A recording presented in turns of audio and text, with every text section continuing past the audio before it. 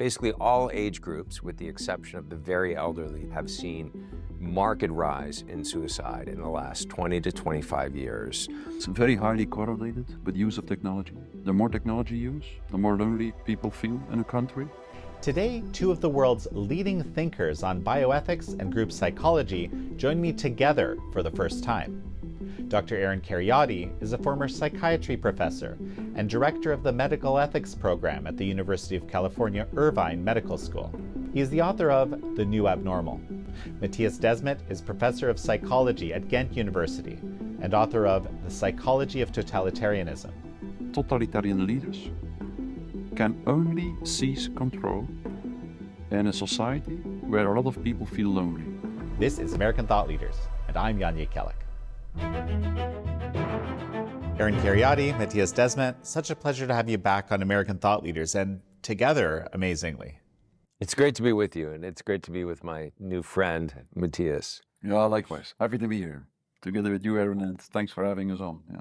Well, so you were together in a session here at this Brownstone conference this year, and you brought up the issue, and this is something we've both talked about in previous interviews I've talked about with both of you, is this issue of loneliness. And as the years have gone on, I keep thinking about it as a foundational issue. So I want to start by discussing that. And of course, atomization is this concept that comes from that. So maybe let's start with you, Aaron. You actually mentioned that Vivek Murthy said himself that there was this, crisis or huge epidemic of loneliness, which is very much the case. That's right. Yeah, Murthy, a man with whom I have many disagreements, but on this point he was absolutely right, announced in I believe it was 2018, somewhere around then, that there was this epidemic of loneliness in the United States. And he wasn't just using that word sort of metaphorically to describe a social phenomenon. He was looking at it as Surgeon General from a health-related phenomenon and looking at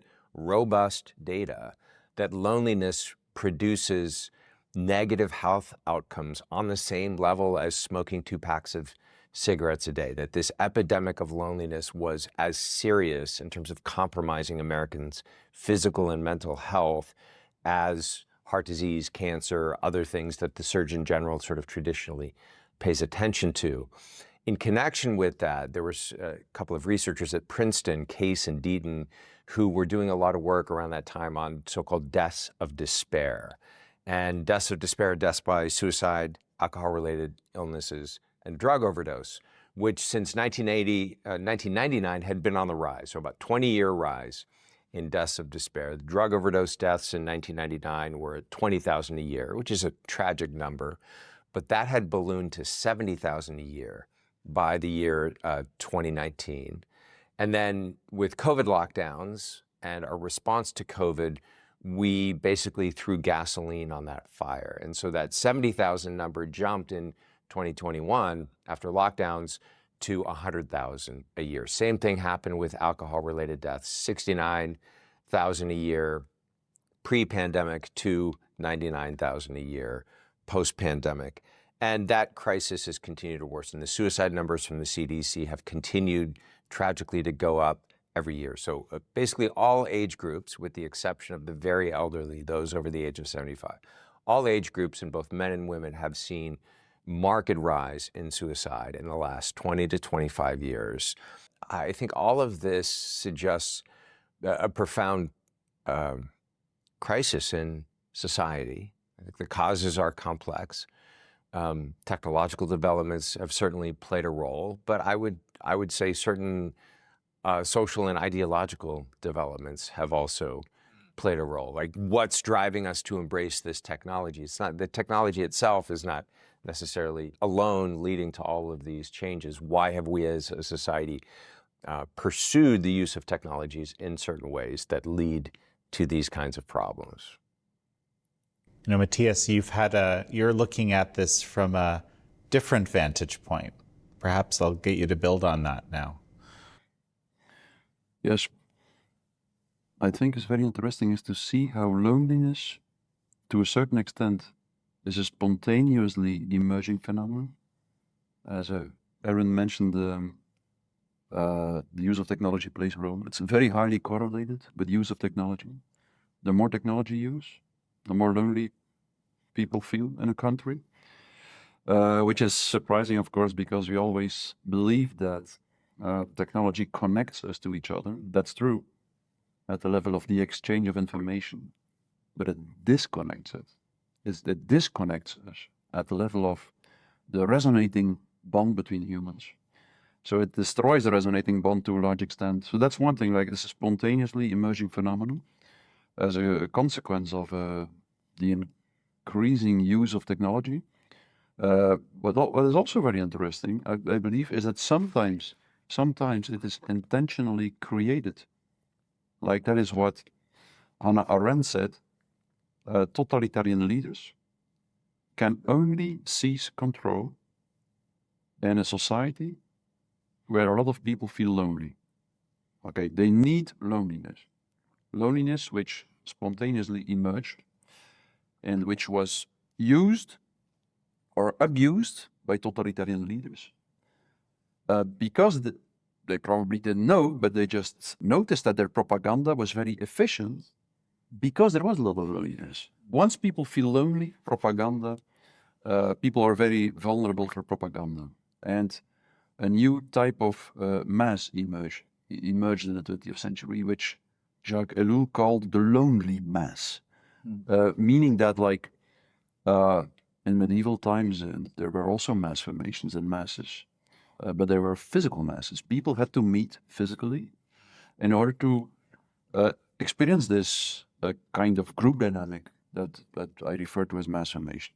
And so mass formation has always existed, but in the 20th century it became stronger because of the emergence of mass media and propaganda, but also because much more people felt lonely. And in this way, the propaganda really kicked in, became very successful, and led to a new kind of mass, a lonely mass, where people did no longer have to meet physically to form a mass, but could form a mass while they were all sitting in a lonely state in their houses, because they were all infused by the same narratives through the mass media. And the interesting thing is the following. As soon as a totalitarian leader or a totalitarian system can use loneliness to seize control of the population, the first thing it will always do, according to Hannah Arendt, is replace loneliness by isolation. Physical isolation, meaning that it will try to impose travel restrictions.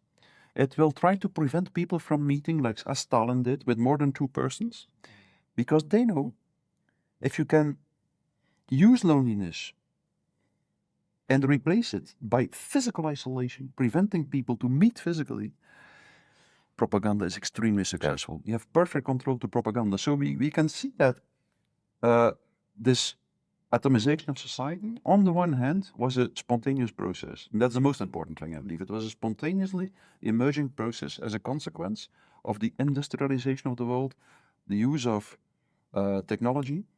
But it was also sometimes intentionally and artificially created by totalitarian leaders. And then there is this last thing that I would want to add to that. And it is that we really have to try to understand the complex relationship between loneliness and narcissism, because they are related to each other.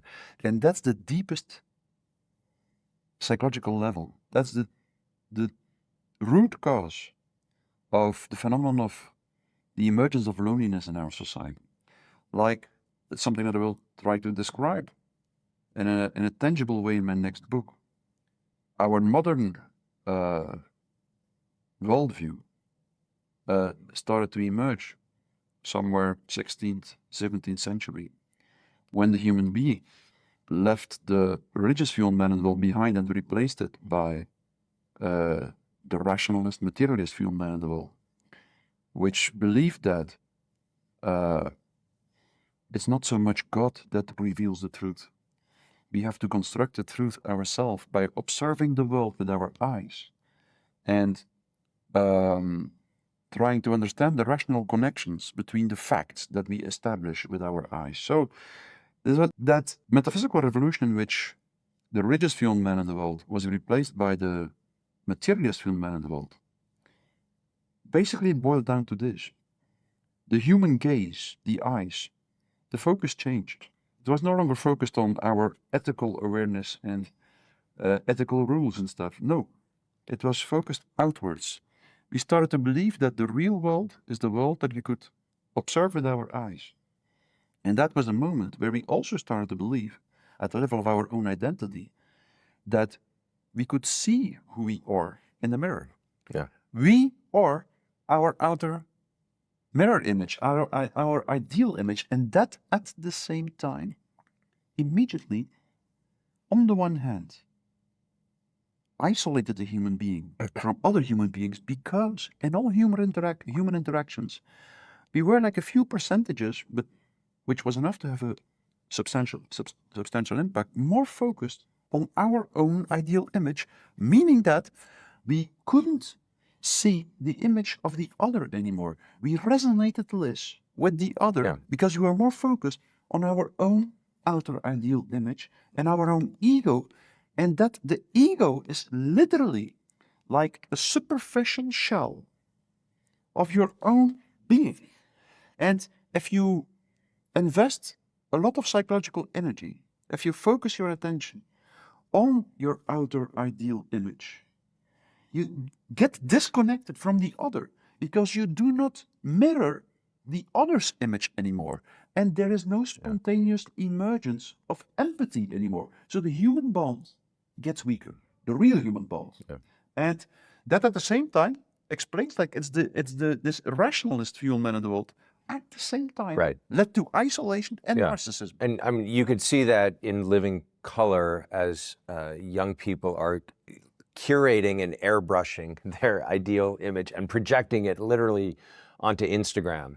And they can't experience the real being together with other people in spontaneous, convivial friendship and relationship. You know, young people going to a dance, and the whole purpose of the dance is to take pictures and post them. Otherwise, it's like it didn't happen, right?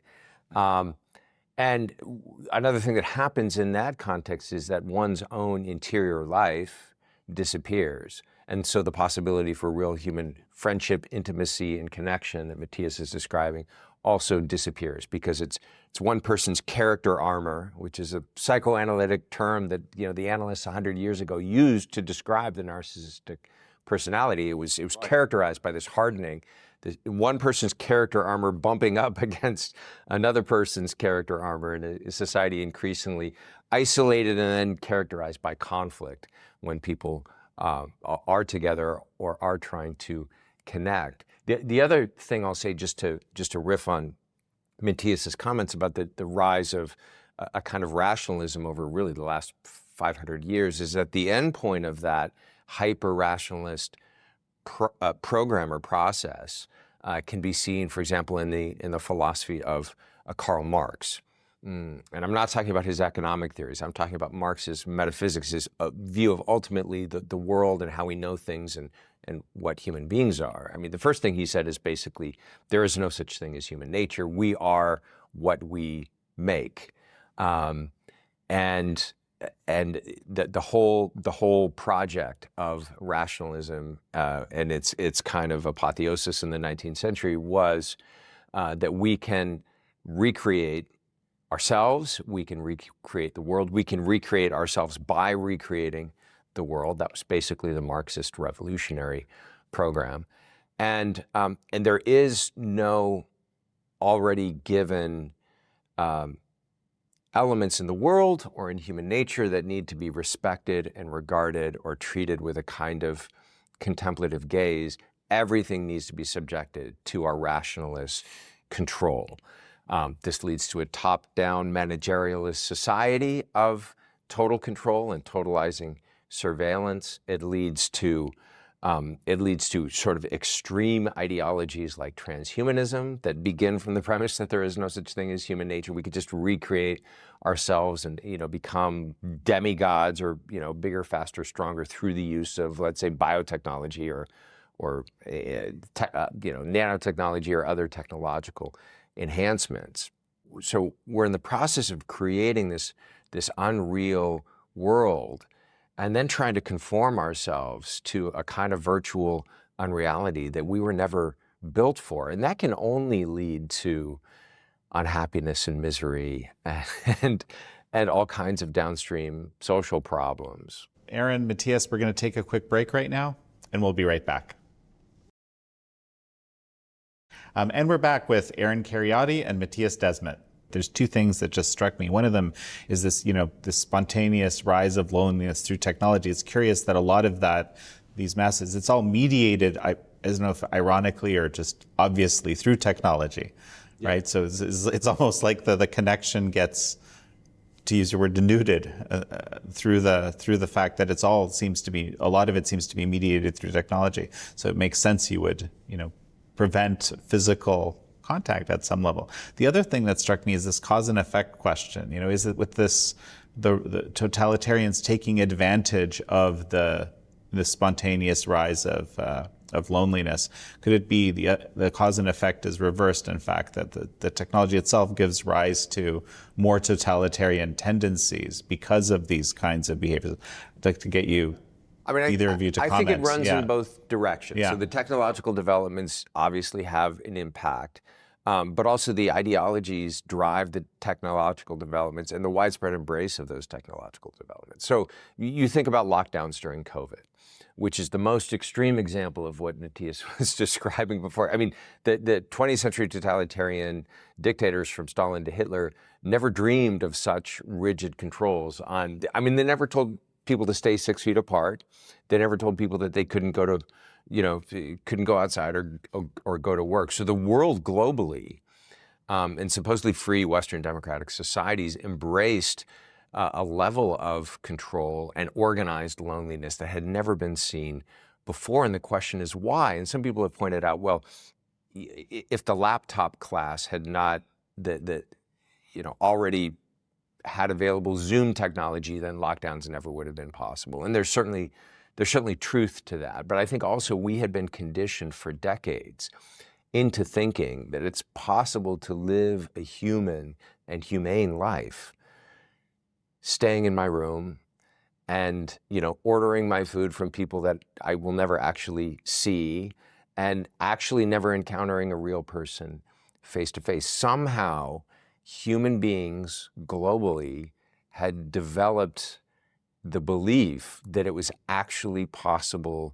and in some cases even desirable, to do that. And I think it was clear that the human bond had become already very painful for most people. Most people felt lonely. Yeah. Most people suffered from anxiety, or 25%, I believe, of the world population deals with the psychiatric disorder, which almost always is part of a social problem, a problem in the connection with other people. So many people actually, like many young people in Japan, don't have sex anymore. Yep. Many young people just prefer virtual reality over in-person contacts and conversations. And I feel it as well. Something that is very enticing in the use of your mobile phone. Mobile phones are our major addiction, I think, and the most dangerous one, definitely in our era. And in that way, as soon as you start to see how throughout the last 2, maybe 3 centuries, the social fabric deteriorated step after step, how, for instance, the introduction of television, radio, reduced the number of in-person contacts we had maybe with 50% or more, and then the introduction of the internet with another 30%. How the disappearance of the physical labor working together in a physical way also destroyed the direct contact between human beings, and so on and so on. Then you start to understand how suddenly people who just because of their blind belief in this rational system and this rationalist worldview and their blind striving towards rational control and manipulation of nature in general and society in particular, how these people started to feel that maybe the next step could be taken, and that we slowly could get people used to the fact that maybe it was better for everyone, that people stayed in their houses from now on. Better for nature, better for climate change, better for it will protect you from dangerous viruses, and so on and so on. So that's indeed the situation we find ourselves in now. And if we do not start to really think about how we can escape it, I believe humanity might end up in a very well organized prison. Yes. It's a kind of bizarre thing to think about, and kind of it's a funny image. You have to laugh, but it's so like it's a kind of a very dark future, right? Well, there's a real lack of intellectual humility. There's behind these converging ideologies, if you will, and converging uses of technologies. I think there is a lack of self-awareness and understanding, first of all, that the world is enormously and beautifully complex and complicated. And the sort of hyper-rationalist ideology says, no, we can figure everything out, and then we can put the really smart people into positions of permanent power, and they can, in a top-down sort of managerialist control, organized fashion, tell everyone what to do, and figure out all the dangers and minimize them, and kind of refine all the pleasures and maximize them. And it's a very naive view of the cosmos and of the world that we live in, and the immediate lived environment, which is enormously complex beyond our reckoning, and beautifully beyond our ability to fully comprehend it. So science, and I should say, and I'm sure Mattias would say the same thing, both of us are a fan of science as a process for discovering more and learning more about the natural world. And I'm not opposed to technology as a way of managing our lives in the environment. But to put those things at the service of human beings, and to put those things at the service of the actual complex world in which we live in, is going to require a very, very different approach than the one that the path that we seem to be going down now. Well, Mattias Desmet, Jan Kheriaty, such a pleasure to have had you on together. Thank you. Likewise. Thanks for having us. Thank you all for joining Jan Kheriaty, Mattias Desmet, and me on this episode of American Thought Leaders. I'm your host, Jan Jekielek.